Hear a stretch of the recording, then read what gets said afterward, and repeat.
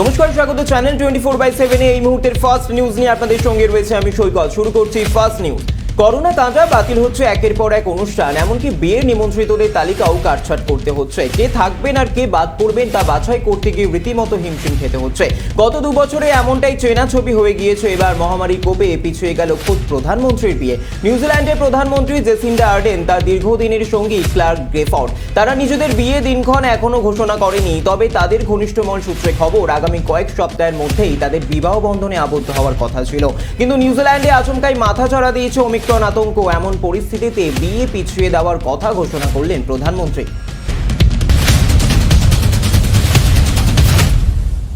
তালিবানের সঙ্গে পাকিস্তানের সম্পর্কই তলানিতে ঠেকেছে। তালিবানের মন্তব্য ঘিরে ক্রমশই জোরালো হচ্ছে সেই জল্পনা। প্রকাশ্যেই পাক প্রধানমন্ত্রী ইমরান খানকে আইএসআই এর হাতের পুতুল বলে কথা করলেন তালিবানের মুখপাত্র।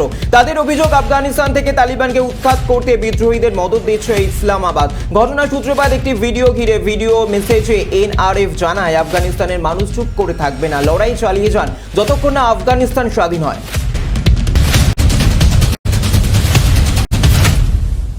গত বছরের শেষে দাবানলে সরকার হয়েছিল আমেরিকার ক্যালিফোর্নিয়া সংলগ্ন বিস্তৃত অঞ্চল। কয়েক সপ্তাহের মধ্যে ফের দাবানলের কবলে ক্যালিফোর্নিয়ার বিগ স্টার। শুক্রবার থেকে দাউ দাউ করে জ্বলতে শুরু করে আগুন। দ্রুত এলাকা ছাড়তে নির্দেশ দেওয়া হয়েছে এলাকার বাসিন্দাদের। নির্দেশ মেনে দলে দলে মানুষ বাড়ি ছেড়ে অন্যত্র চলে যাচ্ছেন বলে জানা গিয়েছে। সংবাদ সংস্থা এপি সূত্রে জানা গিয়েছে, কলোরাডো খাত সংলগ্ন অরণ্যে প্রথমে আগুন লাগে, পরে সেই আগুন দ্রুত ছড়িয়ে পড়তে থাকে। প্রায় 250 একর এলাকায় ছড়িয়ে পড়ে আগুনের লেলিহান শিখা। ফলে বাড়ছে রীতিমতো আতঙ্ক। সোশ্যাল মিডিয়ায় ছড়িয়ে পড়েছে আগুনের সেই ভিডিও। তা দেখে শিউরে উঠেছেন নেটিজেনরা। হোয়াইট হাউস মিলিটারি অফিসের ডিরেক্টর ভারতীয় বংশোদ্ভূত মাজু ভার্গিস ব্যক্তিগত কারণ দেখিয়ে তার পদ ছেড়ে দিয়েছেন। শনিবার একের পর এক টুইট বার্তায় ভার্গিস বলেছেন, হোয়াইট হাউস মিলিটারি অফিসে নেতৃত্ব দেওয়ার সারা জীবনের শ্রেষ্ঠ সম্মান। তিনি টুইট বার্তায় আরও লিখেছেন, আজ 2.5 বছরের যাত্রা শেষ হচ্ছে। এটা আমার কাছে অনেক আবেগপ্রবণ মুহূর্ত। মার্কিন যুক্তরাষ্ট্রের প্রেসিডেন্টের জন্য কাজ করতে পেরে এবং প্রাইমারির প্রথম পর্যায়ের কঠিন দিনগুলোতে মার্কিন রাষ্ট্রপতির সঙ্গে বন্ধুত্বপূর্ণ সম্পর্ক গড়ে ওঠায় আমি কৃতজ্ঞ। হোয়াইট হাউস ছাড়লেন ভারতীয় বংশোদ্ভূত।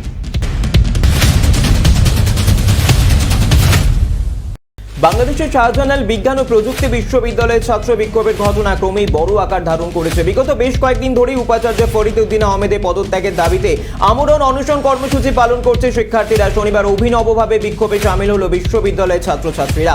কাফেনে সাদা কাপড় পরে বিশ্ববিদ্যালয় ক্যাম্পাসে মৌন মিছিল করেন পড়ুয়ারা। মিছিলের সামনে ছিল একটি প্রতীকী মৃতদেহ। পড়ুয়াদের এই ধরনের প্রতিবাদ দেখে অনেকেই অবাক হয়ে গিয়েছেন।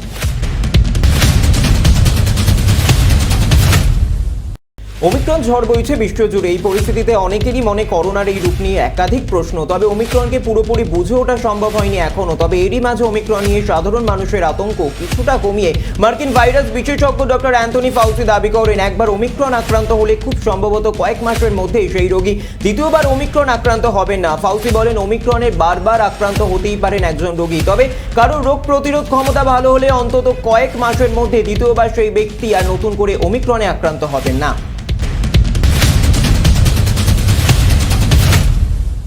আজ দেশনায়ক নেতাজি সুভাষচন্দ্র বসুর 125তম জন্মজয়ন্তী। সারা দেশের সঙ্গে সঙ্গে বাংলাতেও সাড়ম্বরে পালিত হচ্ছে নেতাজির জন্মদিন। সুভাষচন্দ্রের জন্মদিনকে নিয়ে ইতিমধ্যে কেন্দ্রীয় সরকার ও রাজ্য সরকারের তরফে বেশ কিছু কর্মসূচি ঘোষণা করা হয়েছে। রবিবার সকালে দিল্লির ইন্ডিয়া গেটে নেতাজি হলোগ্রামে মূর্তির উন্মোচন করেন প্রধানমন্ত্রী নরেন্দ্র মোদী। পশ্চিমবঙ্গ সরকারের তরফে কলকাতার রেড রোডে নেতাজির জন্মদিন পালনে অনুষ্ঠান আয়োজন করা হয়। নেতাজি জন্মদিনে দেশ ও রাজ্যবাসীকে শুভেচ্ছা জানানোর পাশাপাশি কেন্দ্রীয় সরকারকে নিজের পুরনো দাবি কথা মনে করালেন পশ্চিমবঙ্গের মুখ্যমন্ত্রী মমতা বন্দ্যোপাধ্যায়।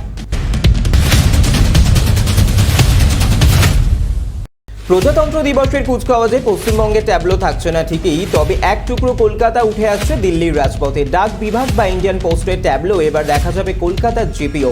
যোগাযোগ মন্ত্রকের বক্তব্য, ডাক বিভাগ গত 167 বছর ধরে কাজ করছে। স্বাধীনতার 75তম বছরে ডাক ব্যাংক ও সরকারি পরিষেবার মাধ্যমে ডাক বিভাগ কিভাবে এখনো গোটা দেশকে এক সুতোয় বেঁধে রেখেছে, সেই দীর্ঘ সফরকে প্রজাতন্ত্র দিবসের ট্যাবলোয় তুলে ধরা হবে।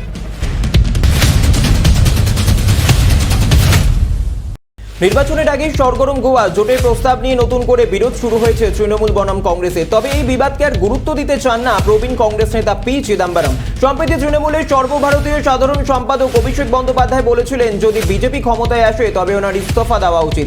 অভিষেকের এই মন্তব্য নিয়ে মুখ খুলতে নারাজ কংগ্রেস নেতা। তার কথায়, আমি বাদানুবাদে জড়াতে চাই না। প্রায় 72 ঘন্টা পর সম্ভবত খোঁজ পাওয়া গেল অরুণাচল প্রদেশের নিখোঁজ কিশোরে। রবিবার চীনা পিপলস লিবারেশন আর্মি ভারতীয় সেনাকে জানিয়েছেন তারা অরুণাচল প্রদেশ থেকে নিখোঁজ হওয়া কিশোরকে খুঁজে পেয়েছে। হিন্দুস্তান টাইমসের একটি প্রতিবেদন অনুযায়ী তাকে ছাড়ার বাকি প্রক্রিয়া সম্পূর্ণ করা হচ্ছে। সংবাদ সংস্থা এনআই সূত্রে খবর, ভারতীয় সেনার তেজপুরে জনসংযোগ আধিকারিক লেফটেন্যান্ট কর্নেল হর্ষবর্ধন পান্ডে জানিয়েছেন, চীনা সেনা আমাদের জানিয়েছে যে তারা অরুণাচল প্রদেশ থেকে নিখোঁজ হওয়া কিশোরকে খুঁজে পেয়েছে। তাদের তরফে বাকি প্রক্রিয়া সম্পূর্ণ করা হচ্ছে। হরিদ্বার ধর্ম সংসদ ইস্যুতে এবার নয়া মাত্রা। ঘৃণা ভাষণের জন্য হিন্দুত্ববাদী নেতাদের নয়, বরং শাস্তি হওয়া উচিত মুসলিমদের। এই দাবিতে সুপ্রিম কোর্টে আবেদন করল দুটি হিন্দুত্ববাদী সংগঠন। তাদের বক্তব্য, হিন্দু সংস্কৃতির ওপর আঘাত আসার কারণে হরিদ্বারের ওই ধর্ম সংসদে এই ধরনের ভাষণ দিতে বাধ্য হয়েছেন ধর্মগুরুরা। হিন্দু সেনা এবং হিন্দু ফ্রন্ট ফর জাস্টিস নামের দুটি সংগঠন শীর্ষ আদালতে এই দুটি আবেদন করেছেন। টেস্ট সিরিজে হার, একদিনের সিরিজও কোণঠাসা। দুঃসময়ের পরপর দুটি একদিনের ম্যাচের হারের পর এবার চুনকামের আশঙ্কা ভারতীয় শিবিরে। ক্যাপটাউনে সিরিজের শেষ ম্যাচটা এখন সেফ সম্মান রক্ষার হয়ে দাঁড়িয়েছে ভারতীয় দলের কাছে। সবচেয়ে বেশি চিন্তায় রাখছে মিডল অর্ডারের ধারাবাহিক ব্যর্থতা। গত ম্যাচে সেটাই দেখা গিয়েছে, কেউ সেভাবে রান করতে পারছেন না। বিশেষ করে শ্রেয়াস আইয়ার যেভাবে লাগাতার ব্যর্থ হচ্ছেন তাতে তাকে খেলানো নিয়ে প্রশ্ন উঠেছে। কোহলি প্রথম ম্যাচে অর্ধশতরান করলেও দ্বিতীয় ম্যাচে তিনি টাহা ফেল। তার ব্যর্থতার ফিরিস্তিও নেহাতি কম নয়। অধিনায়ক রাহুল দু ম্যাচে ভালো শুরু করলেও বড় ইনিংসে নেই। বড়সড় প্রশ্নচিহ্ন রয়ে গিয়েছে তার অধিনায়কত্ব নিয়েও।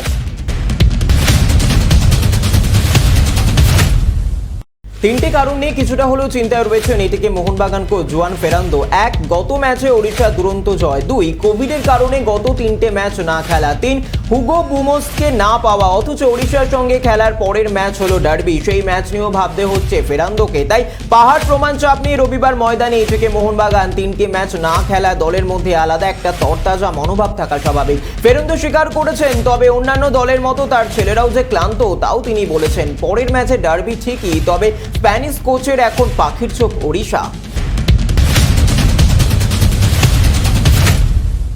সারোগেসির মাধ্যমে বাবা হলেন যিশু সেনগুপ্ত। সত্যি নয় গল্প। সিঙ্গেল ফাদারের কাহিনী নিয়ে আসছে নন্দিতা রায় ও শিবপ্রসাদ মুখোপাধ্যায় প্রযোজিত ছবি বাবা বেবিও।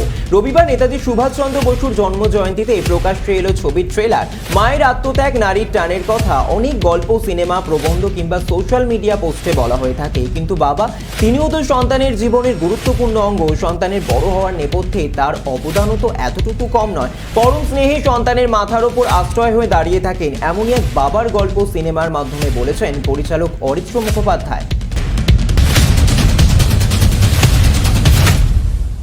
রাজার মুকুটের আগে নতুন পালক, ফিরে এলো কাকাবাবু। মোকাবিলা হোক, শীতের রোদ না ওঠা ভিজে সকালে যেন এক টুকরো রোদের আমেজ। কাকাবাবুর গল্প মানেই যেন ছুটির গন্ধ। ছুটির দিনে অর্থাৎ রবিবার মুক্তি পেল নতুন ছবি কাকাবাবুর প্রত্যাবর্তনের নতুন গান। রূপম ইসলামের গাওয়া এই গানের কথা লিখেছেন শ্রীজাত। সুরের দায়িত্বে রয়েছেন ইন্দ্রদীপ দাশগুপ্ত। সুনীল গঙ্গোপাধ্যায় লেখা কাকাবাবু সিরিজের জঙ্গলের মধ্যে একটি হোটেল গল্প অবলম্বনে তৈরি হয়েছে কাকাবাবুর প্রত্যাবর্তন। আফ্রিকার জঙ্গলের প্রেক্ষাপটে কাকাবাবু আর সন্তুর অ্যাডভেঞ্চারের গল্প বুনেছেন সৃজিত মুখোপাধ্যায়। মাঘের শুরুতে কুপোকাত শীত, পশ্চিমী ঝঞ্ঝার প্রভাবে অব্যাহত পারদের ওঠানামা। রবিবার কলকাতার সর্বনিম্ন তাপমাত্রা 16.8 ডিগ্রি সেলসিয়াস, যা স্বাভাবিকের থেকে 3 ডিগ্রি বেশি। কলকাতায় প্রধানত মেঘলা আকাশ। রবিবার ও সোমবার রাজ্য জুড়ে বৃষ্টির সম্ভাবনা। কোনো জেলায় বজ্রবিদ্যুৎ সহ বৃষ্টি ও শিলাবৃষ্টিও হতে পারে। বুধবার থেকে আবহাওয়ার ফের উন্নতি, ফের কমবে তাপমাত্রা। ফার্স্ট নিউজ আজকের মতো এ পর্যন্ত। অন্যান্য খবরের জন্য চোখ রাখুন শুধুমাত্র চ্যানেল 24/7 এর পর্দায়। আপনারা দেখছেন চ্যানেল 24/7। টিআরপি নয়, খবরের সত্যতাই আমাদের লক্ষ্য।